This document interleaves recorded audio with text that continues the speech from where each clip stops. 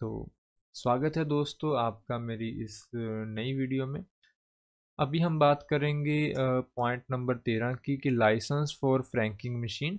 जैसे पहले हमने देखा कि फ्रैंकिंग मशीन का जो लाइसेंस है वो एचओडी देगा। HOD means head of A division, जिसे हम सुप्रीडेंट या सीनियर सुप्रीडेंट बोल देते हैं। लेकिन इसका एक और केस भी है, वो हम जहाँ पर समझेंगे। अगर तो लाइसेंस कोई इंडिविजुअल लेना चाहता है, ठीक है, जैसे मान लीजिए मैं लाइसेंस लेना चाहता हूँ, तो इसके लिए मैं ऑनलाइन अप्लाई कर सकता हूँ और हेड ऑफ ए डिवीज़न को मैंने अप्लाई करना है। अगर किसी कमर्शियल पर्पस ने लेना है, कमर्शियल मीन्स किसी कंपनी ने जहाँ किसी कंपनी ने लेना, चाहे किसी ऑर्गेनाइजेशन ने लेना है, तो उसके लिए भी वो ऑनलाइन अप्लाई कर सकता है। और किसको अप्लाई करना पड़ेगा? Head of A division means superintendent sir या सीनियर सुप्रीडेंट सर। लेकिन अगर कोई डिपार्टमेंट लाइसेंस लेना चाहता है, जैसे और भी डिपार्टमेंट होते हैं, जैसे एलआईसी है, वो एक डिपार्टमेंट है, और उसके अलावा एजुकेशन डिपार्टमेंट है, टैक्स डिपार्टमेंट है। मान लीजिए वो फ्रैंकिंग मशीन का जो लाइसेंस है वो लेना चाहते हैं। इसके लिए उनको काउंटर पे आकर पीएमजी सर से उसकी परमिशन लेनी पड़ेगी। PMG means post master general, ठीक है। जो तीन तरह के ये लाइसेंस होते हैं, इंडिविजुअल, कमर्शियल, डिपार्टमेंटल। इंडिविजुअल और कमर्शियल सुप्रीडेंट सर से अप्लाई कर सकते हैं, और जो डिपार्टमेंटल है इसके लिए पीएमजी सर से परमिशन लेनी पड़ेगी, ठीक है।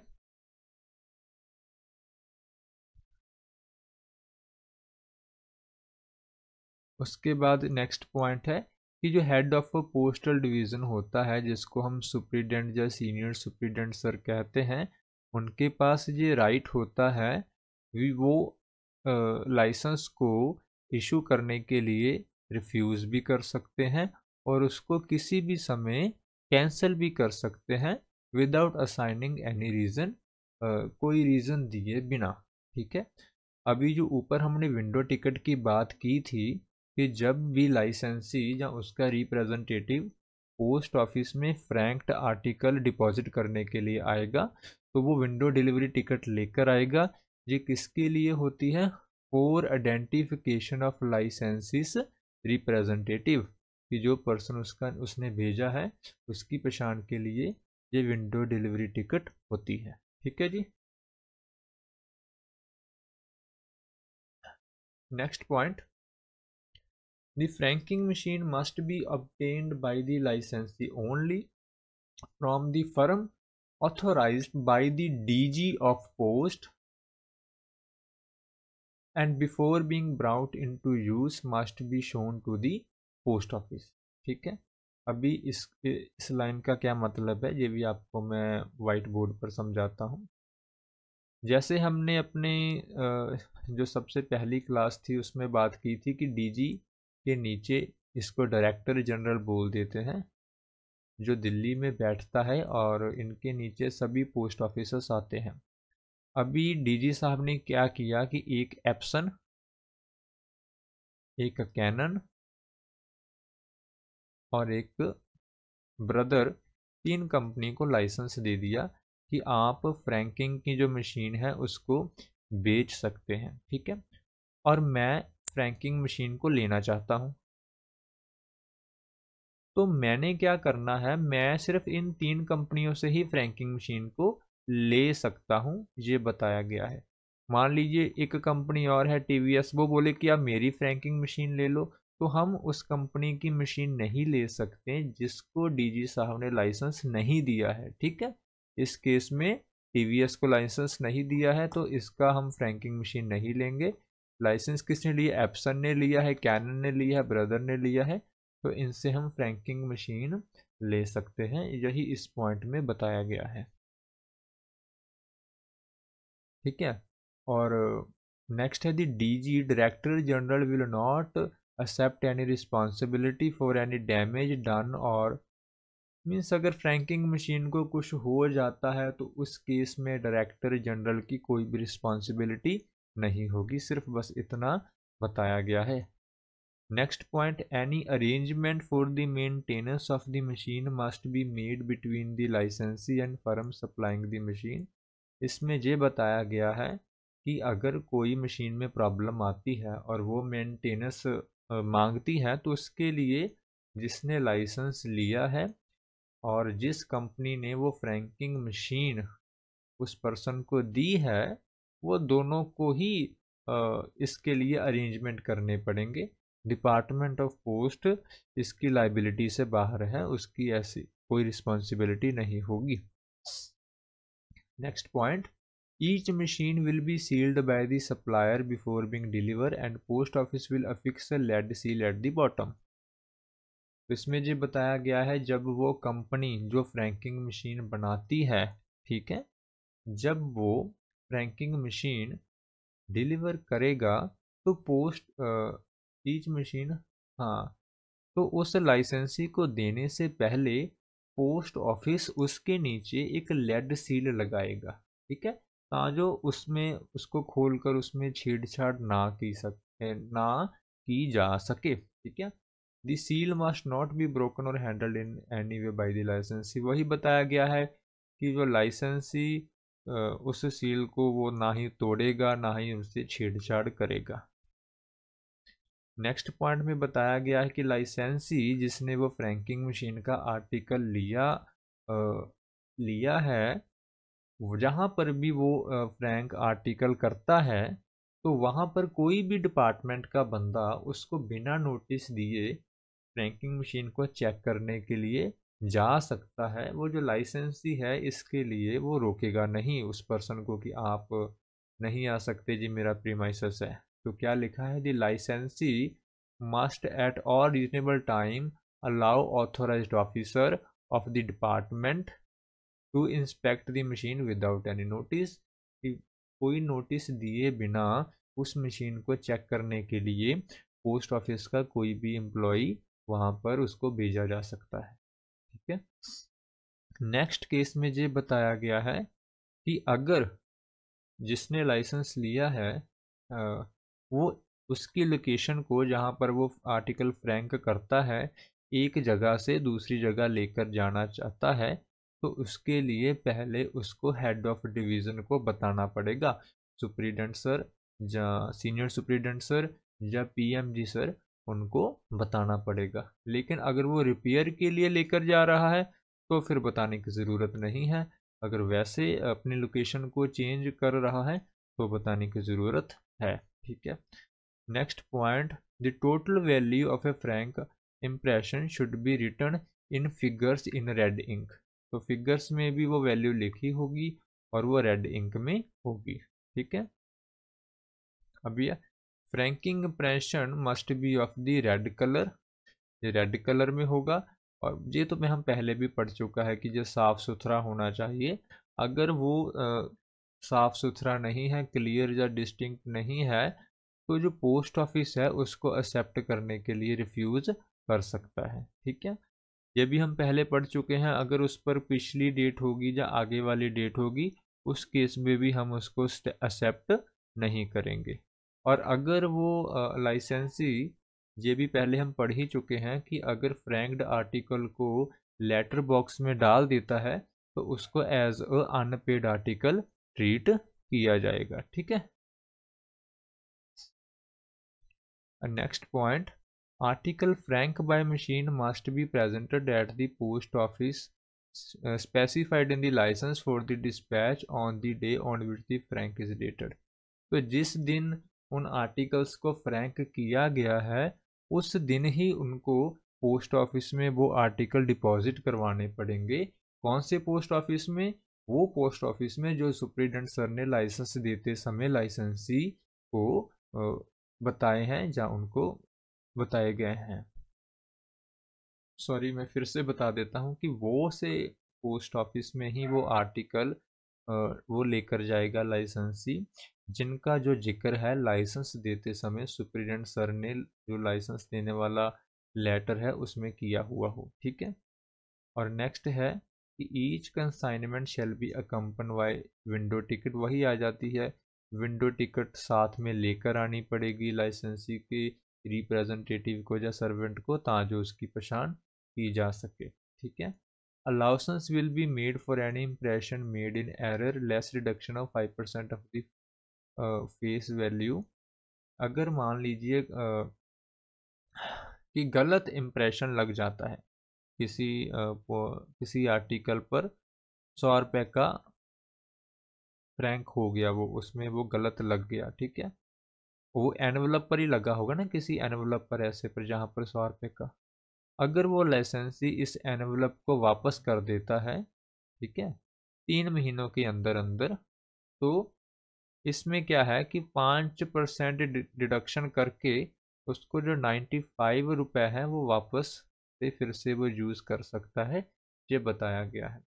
So allowance will be made for any impression made in error less reduction of 5% of the face value on surrender of envelope. अगर वो उसका लिफाफा पोस्ट ऑफिस को देगा और जो इम्प्रेशन होगा वो लेजिबल होगा, उसको आसानी से हम पढ़ सकते हैं, वो साफ़ सुथरा होगा, और इसके लिए उसको 3 महीनों के अंदर अंदर वो लिफाफा देना पड़ेगा और पोस्ट ऑफिस को बताना पड़ेगा।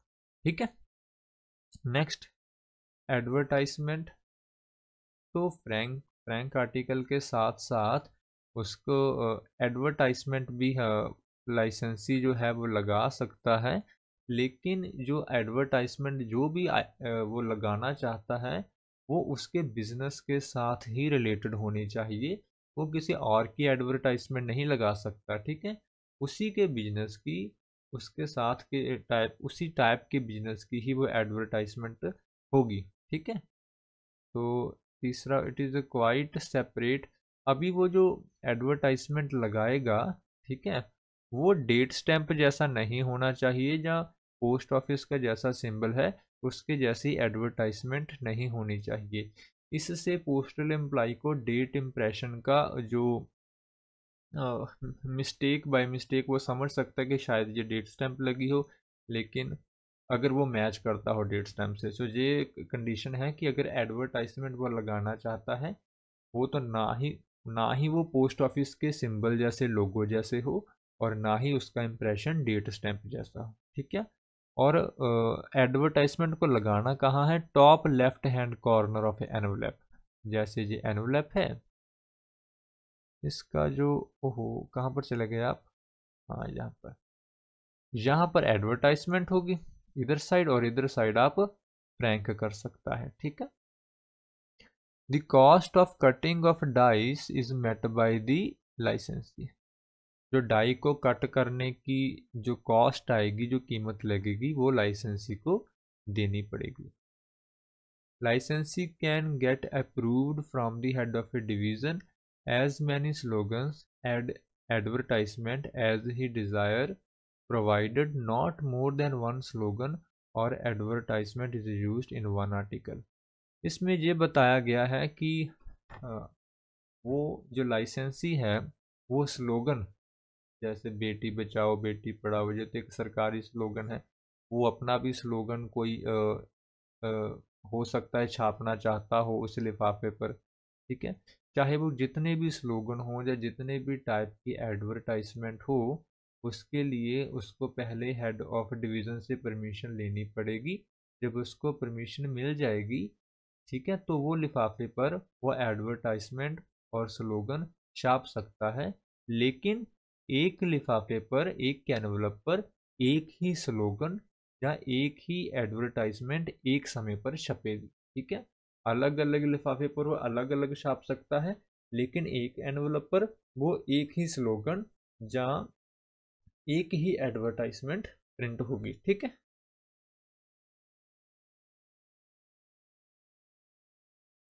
नेक्स्ट है कि in the event of breach of any condition of the लाइसेंसी, the license will be forthwith cancelled by head of a postal circle। अगर इसमें से कोई भी जो कंडीशन है वो लाइसेंसी फॉलो नहीं करता है, तो licence head of a postal circle के द्वारा कैंसिल कर दिया जाएगा। ठीक है। उसको किया जा सकता है। अभी head of A postal circle कौन होता है? CPMG जिसको हम चीफ पोस्ट मास्टर जनरल कह देते हैं। तो अगर लाइसेंसी उसको इशू कौन करता है, देखिए अभी एचओडी जो है लाइसेंस को इशू करता है इंडिविजुअल और कमर्शियल के केस में, और PMG in case of departmental franking machine. लेकिन उसको कैंसिल कौन करेगा, सीपीएमजी चीफ पोस्ट मास्टर जनरल। ठीक है। अभी नेक्स्ट है कि condition for hiring franking machine by government officers, ministry and department. जैसे हम पहले भी बात कर चुके हैं, अगर कोई डिपार्टमेंट फ्रैंकिंग मशीन का लाइसेंस लेना चाहता है तो इसके लिए उनको लाइसेंस लेना पड़ेगा पीएमजी से, पोस्ट मास्टर जनरल से।